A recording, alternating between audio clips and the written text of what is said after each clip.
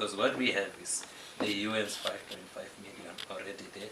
We have the UN estimates again of what is required, 36 million, and maybe the over and above because of the logistics side. But we only have the government drawing up a plan right now. So this is the thing that I wanted to put to you. Do you think, what's your take? Do you think the government is doing enough? Because from where we are, from where I'm sitting, it doesn't look like it is doing enough. Because if it's only going to be drawing up a plan now, when the situation has escalated from 4 districts who are in the crisis category to the entire country now being, because if I had this in color, it would show that this is all crisis, all 10 districts, yes. But this is only when we are having the government drawing up a plan. Okay, good. I think there are 2 elements to the question. The first one is the timelessness of action or response. And I have 2 comments to make on that. The first one is that, but let me preamble this by clarifying 2 things. One is that we said that the 5.5 million US dollars that the UN mobilized. I need to make it clear that this has been already implemented, because I said it was meant for the first 6 months of the year. We had, due to operational reasons, we had to have a couple of extensions, but the last extensions is finishing now, mid-October. So for all practical purposes, that has been already implemented and spent. That is 1. And then 2, the government started, and we started together to develop a response plan, and we probably moved a little faster, but this plan is almost finished. It's also finished, and what is left now is actually starting the response. And in terms of response, we are also working with government, because it is clear and true that ultimately governments are responsible. Just like they are responsible for the safety and the security of their citizens, they are also responsible for the services, starting with the basic services for the population. That is clear. And the rest of us development partners are coming in to contribute, to support what governments are doing. And so now we are working closely with government. We've been working closely with government.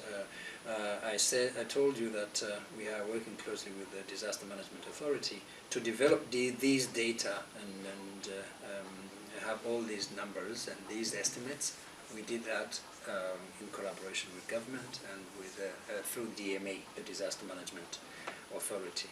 And now government made a first statement in May regarding the drought, and they expressed their concerns, and they also thanked the UN for supporting, and other development partners, and they called on partners to support, because government knew that they would not have enough resources for that.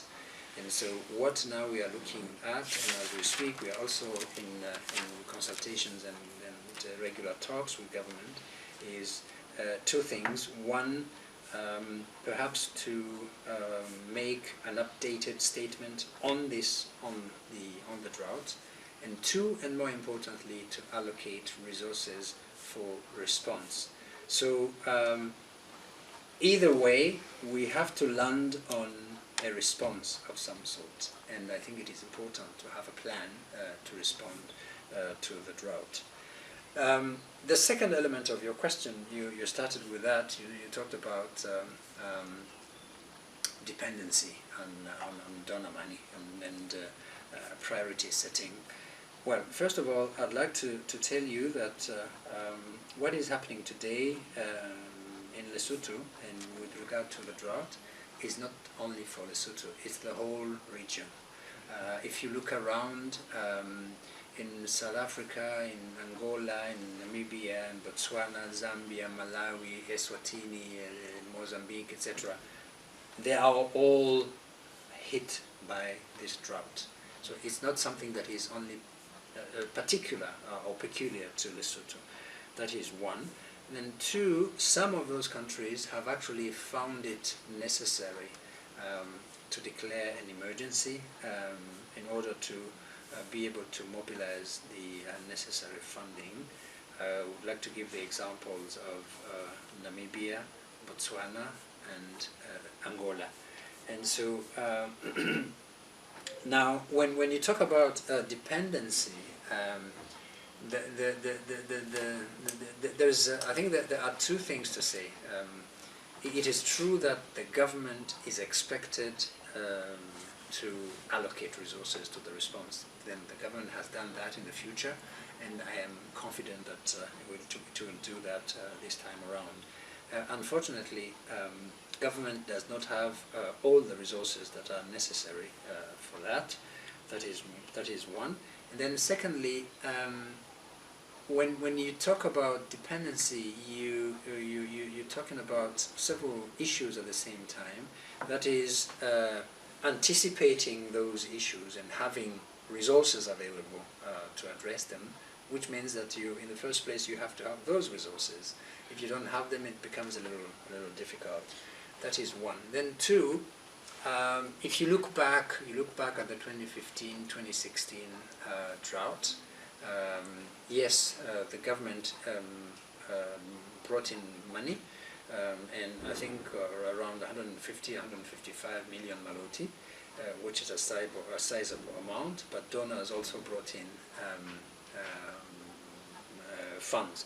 So the tricky part is how do we draw the line between the dependency and the fact that a government doesn't have enough resources.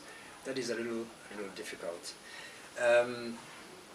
When you say so for us, there is an element of sort of almost moral obligation to address the plight of the population, because in the end, the populations are the ones that are in need, and so there is that obligation. And as part of the United Nations, I think we have that obligation to support what we call "we the people." That is the people in Kachasnek or Mohotlong or any other place. That is one. And so I don't know where I would draw the line on dependency, because for me, if a community in Mohale's Hook needs support in 2015, 2016, they need support again in 2018, they need support again in 2019. This is not something of their making. This is a natural disaster, so to speak, or this is a natural challenge, a natural shock.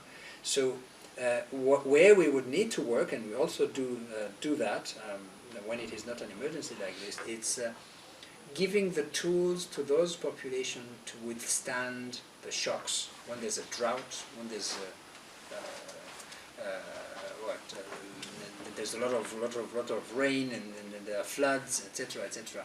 But that you can only do when you have enough time, but also enough resources. And in this case, this is actually a big challenge. The shocks themselves are not giving you enough time to build the resilience of the population and to give them the strength to withstand them. But at the same time, when people are in need, and those are, especially if they are food-related needs, these are urgent needs, and they have to be addressed. So I think that that's one important thing. And the last comment on this is that in many of the other countries, when the shock is big, for example, if you look at Mozambique a few months ago, when the country got hit by cyclone Idai, the country has to call for help. And that is what the international community did, because it is clear that the country itself does not have the resources to address the issue. And in fact, when I say resources, I mean both financial, human, technical, etc., etc. So that is something that I think it's unfortunately difficult to anticipate and control completely. You have heard big economies like the US and Japan being seriously hit by hurricanes and cyclones, and we hear in the media people counting the number of casualties, the number of people who have passed away, etc., etc. So I think these are the few comments I would make on that question. But clearly, there's one element you talked about, the element of using 400 million maloti for elections.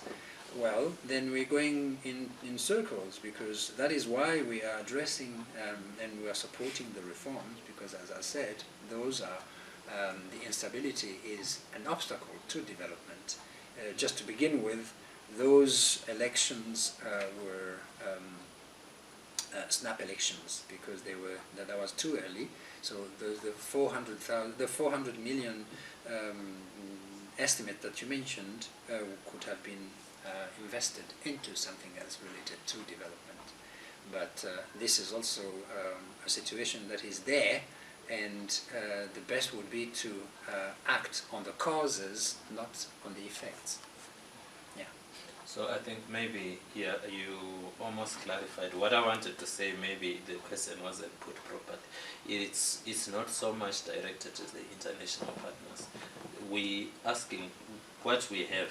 The critics, they look at the government. They say, here is a government, and for us we need to ask this because they can provide evidence. This is coming from the government's, from the Auditor General's own reports, to say the time you are talking about when government just contributes 150 something million to the drought relief effort is around about the same time we are taking 400 million for elections and also for purchasing spy equipment. Right now